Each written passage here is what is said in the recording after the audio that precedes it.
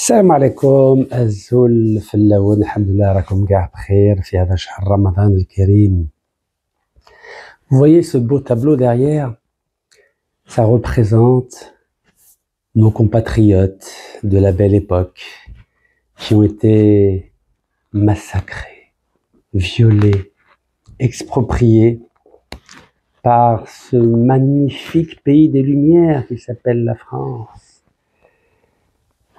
Ce magnifique ouvrage qui relate tous les scandales de la colonisation française, l'extermination, les viols.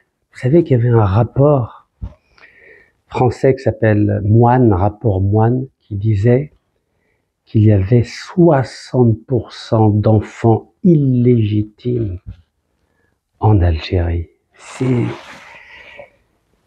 C'est terrible. C'est pas moi qui le dis, vous savez, c'est Jacques Frémaux, les empires coloniaux dans le processus de mondialisation. Voilà, à la page 165.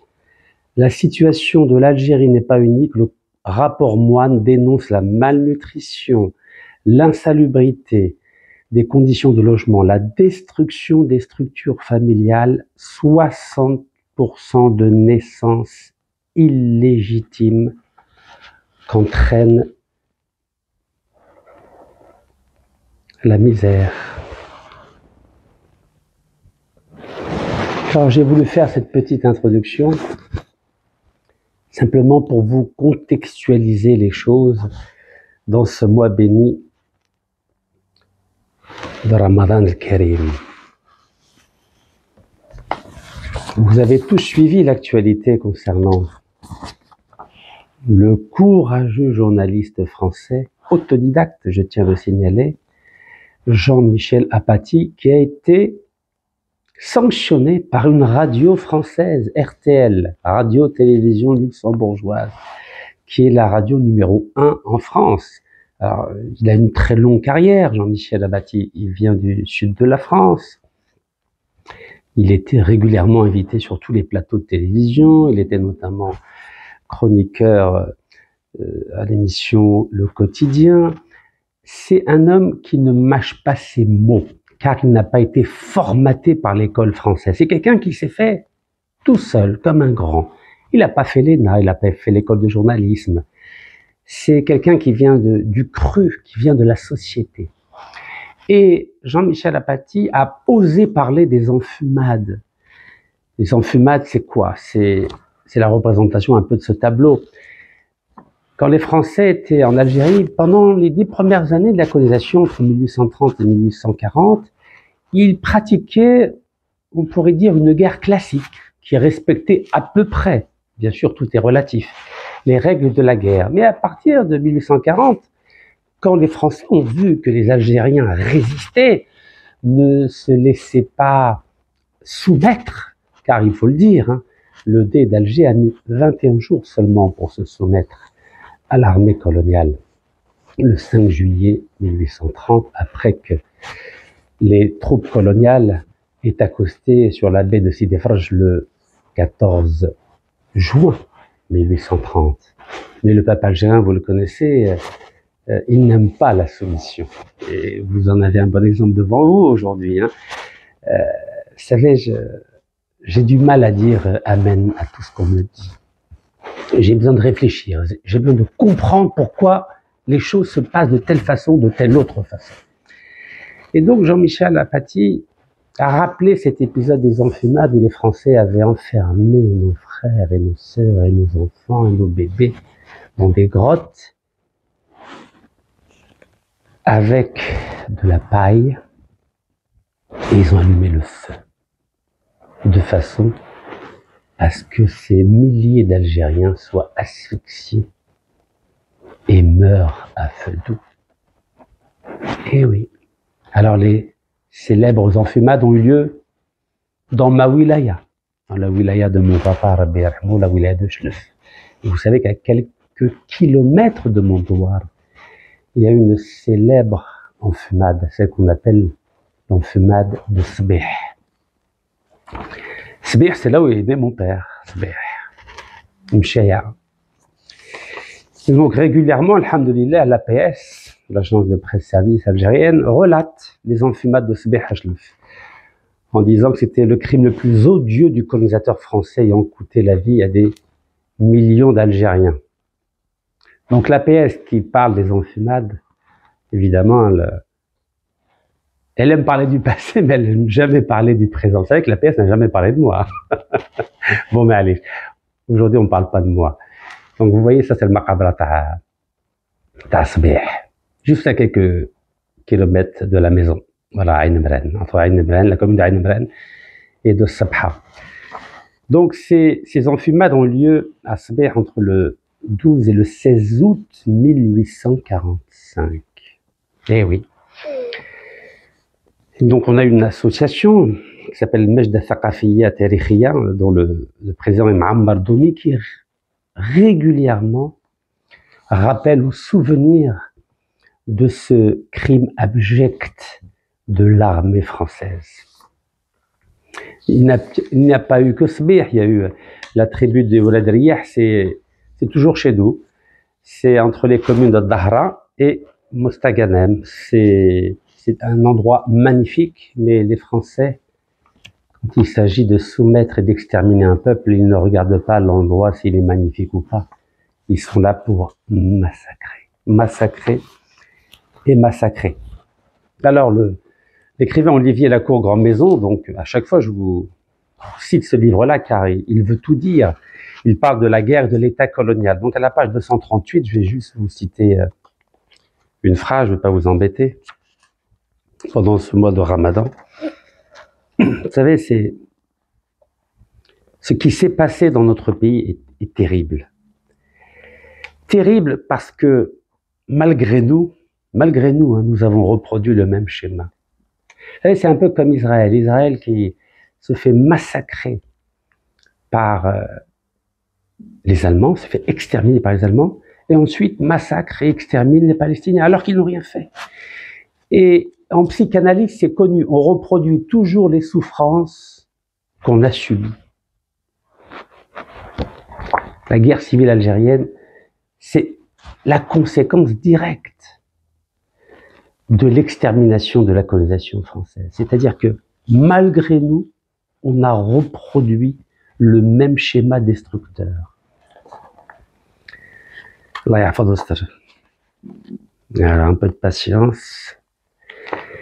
Vous savez, ce livre-là, je l'ai relu en prison.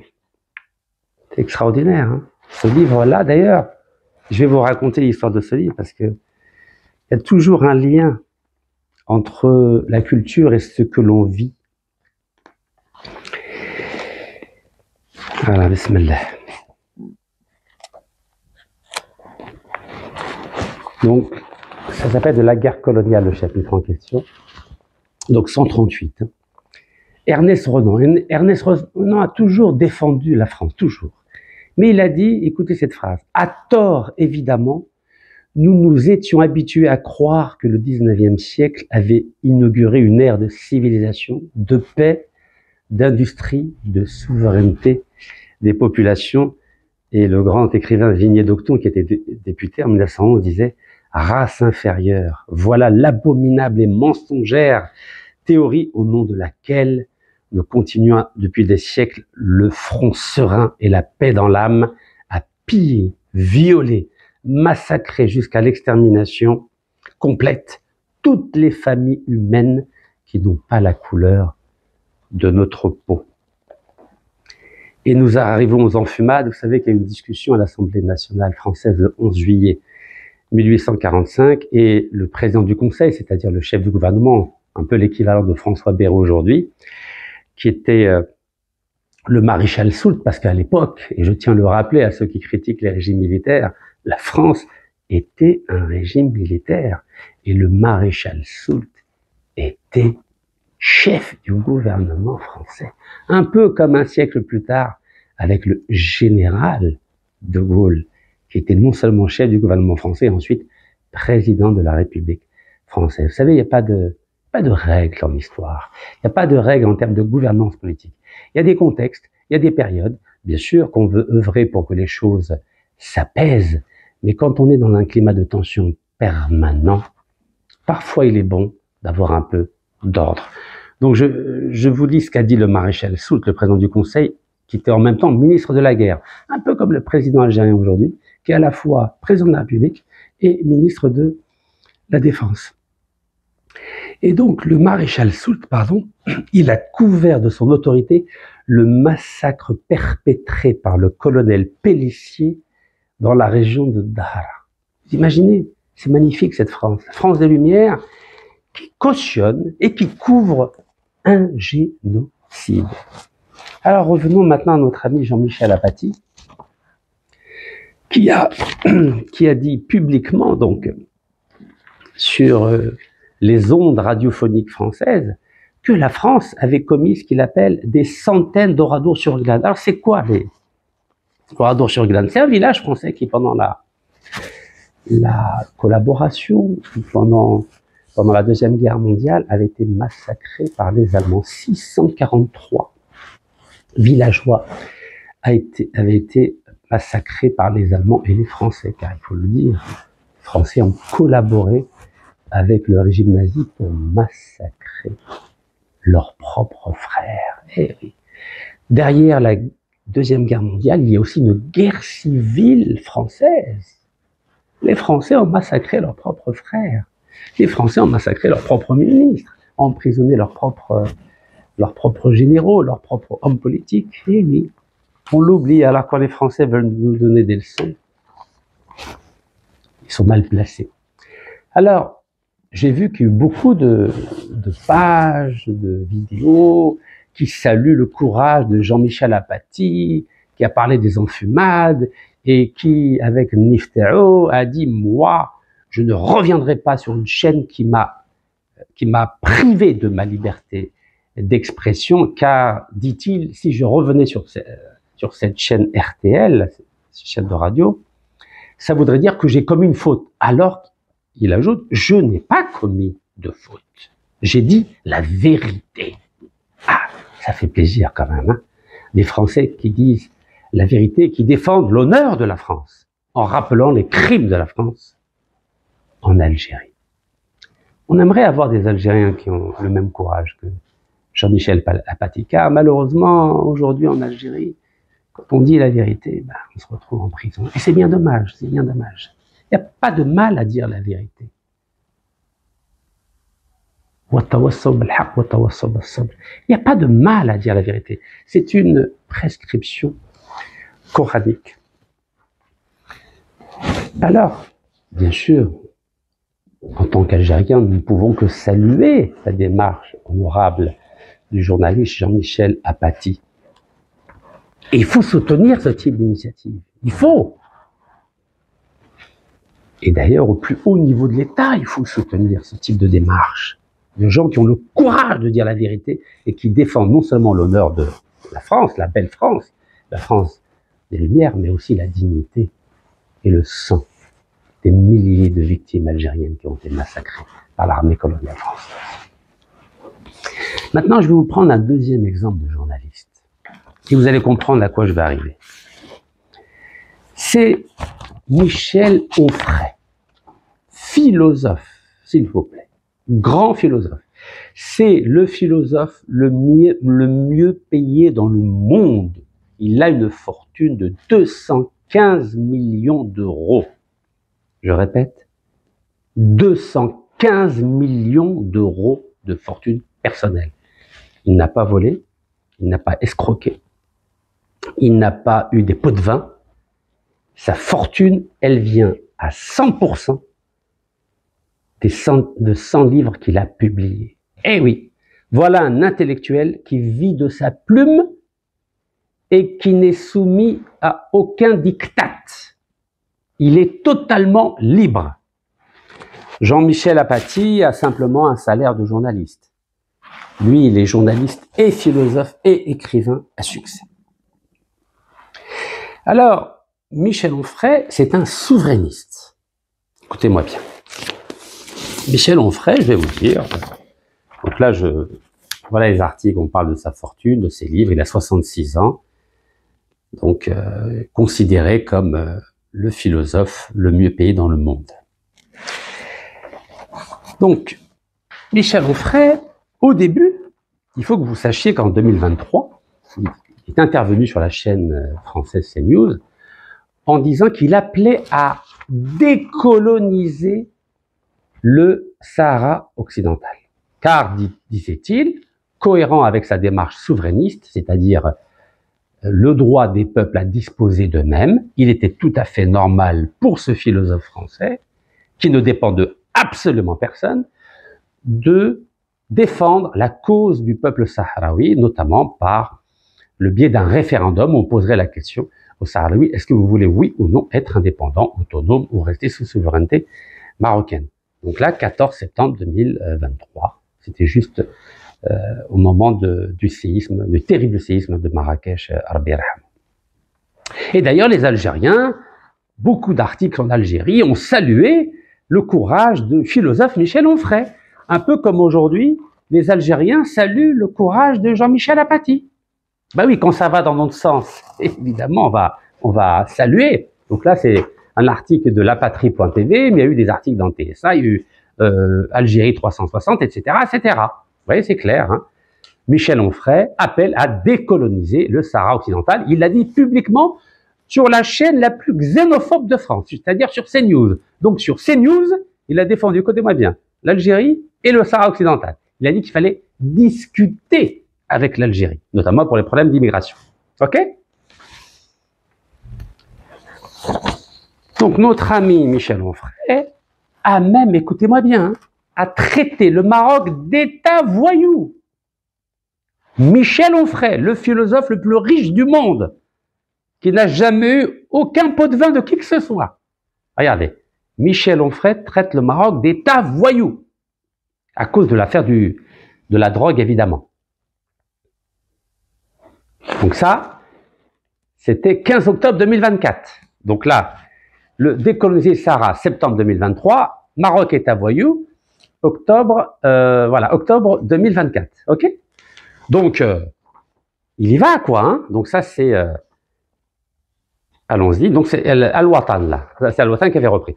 Michel Onfray, philosophe français connu pour ses positions controversées, a récemment qualifié le Maroc d'État voyou et son roi Mohamed VI de patron de la drogue lors d'une interview sur CNews et Europe 1. Qu'aujourd'hui l'Algérie critique, parce qu'évidemment, aujourd'hui CNews massacre l'Algérie, comme vous le savez. Donc ces déclarations interviennent dans un contexte diplomatique délicat à quelques jours de la visite prévue d'Emmanuel Macron à Rabat pour renforcer les relations franco-marocaines après une période de tension. Onfray a fait ses remarques en évoquant le trafic de drogue en France, en pointant directement le Maroc comme l'une des sources majeures de ce conflit, de ce trafic, tout en critiquant la gestion de la question par le gouvernement français. Voilà. Donc, très audacieuse comme intervention de Michel Onfray, le philosophe le plus riche du monde. Donc, notre pays, nos journalistes, évidemment, quand on dit du bien de l'Algérie, quand on critique le Maroc ou quand on défend la Sahara occidentale, très bien, alhamdoulilah. Oui, bravo, on en parle dans tous les médias algériens. Mais l'Algérie n'a pas fait d'efforts avec Michel Onfray. Elle n'a pas essayé de l'inviter en Algérie, d'organiser des conférences, de faire ce que le grand intellectuel et ancien sous-secrétaire d'État à la Défense américain Joseph Nye disait, c'est-à-dire le soft power, c'est-à-dire le pouvoir doux, le pouvoir d'influence. Non, l'Algérie, nos journalistes, nos hommes politiques ont laissé Michel Onfray, il travaille gratuitement pour l'Algérie, il défend l'Algérie, il défend le Sahara occidental, il critique le Maroc comme État voyou. On ne fait aucun effort, puisque c'est un acquis, blèche, comme on dit chez nous. Et oui, mais le problème, c'est qu'un philosophe, c'est un homme libre. Et c'est un homme qui s'adapte au contexte. Que s'est-il passé? Dernière intervention de Michel Onfray. 9 mars 2025. C'est-à-dire hier. Regardez. Changement de cap. Changement de cap. Journal du dimanche. Journal du dimanche, c'est le même groupe que CNews, où Michel Onfray avait défendu le Sahara occidental, avait dit qu'il fallait discuter avec l'Algérie, il avait critiqué le Maroc en parlant d'État voyou. Michel Onfray, écoutez-moi bien, il a dit que ce ne sont pas les chars russes qui menaçaient la France. Il a dit que la véritable menace pour la France vient d'Algérie. Michel Onfray assure que le président de la République française se trompe d'ennemi en pointant du doigt Vladimir Poutine. Pour le philosophe, le principal danger pour la France réside dans le régime algérien. Waouh, waouh, waouh, waouh. En effet, sur CNews, le 8 mars, c'est-à-dire il y a 2 jours, donc sur la même chaîne où il avait défendu l'Algérie, sur la même chaîne où il avait défendu le droit du peuple sahraoui à être autonome et indépendant, sur la même chaîne où il avait critiqué le Maroc en parlant d'État voyou, sur la même chaîne, hein, CNews. Le philosophe et essayiste affirme qu'Emmanuel Macron se trompait d'ennemi en désignant Vladimir Poutine. Il montre la Russie en disant que le danger est à nos portes, mais le danger est algérien. Avant d'ajouter, je rappelle quand même que nous avons un otage français qui est l'auteur algéro-français, et que nous avons un gouvernement algérien qui se moque absolument de nos demandes et de nos sollicitations. Il se moque absolument qu'on puisse lui envoyer des OQTF, c'est-à-dire des Algériens sans papier qui ont l'obligation de quitter le territoire français. Il y a des appels à une certaine guérilla, une référence au discours de haine et aux appels à la violence de certains influenceurs algériens. Alors, mes chers compatriotes, moi, mon devoir en tant qu'Algérien qui connaît très bien les hommes politiques, les intellectuels et l'état d'esprit français, je vous invite à me dire comment on a pu laisser un homme qui en 2023, 2024 défendait l'Algérie, défendait le Sahara occidental et critiquait le Maroc, en à peine 1 an, il nous massacre. Il nous massacre. Il massacre l'Algérie. Il massacre le régime algérien. Il massacre les influenceurs. Qu'est-ce qui s'est passé? Qu'est-ce qui s'est passé? Ben, il s'est passé, je vous donne mon explication, mon analyse, que nous n'avons pas pratiqué le soft power avec la classe politique française, avec les intellectuels français, avec les journalistes français, avec les diplomates français, avec les cercles de réflexion français, avec les associations françaises. Nous n'avons strictement rien fait. Nous prenons les déclarations de Jean-Michel Apathy comme argent comptant, nous remercions, mais nous faisons aucun effort à son égard, quand bien même il défend la dignité du peuple algérien. Et quand Michel Onfray défendait l'Algérie et le Sahara occidental, nous n'avons rien fait non plus. Nous n'avons strictement rien fait. Alors que dans les années 70, l'Algérie, vous savez, c'était la Mecque des révolutionnaires.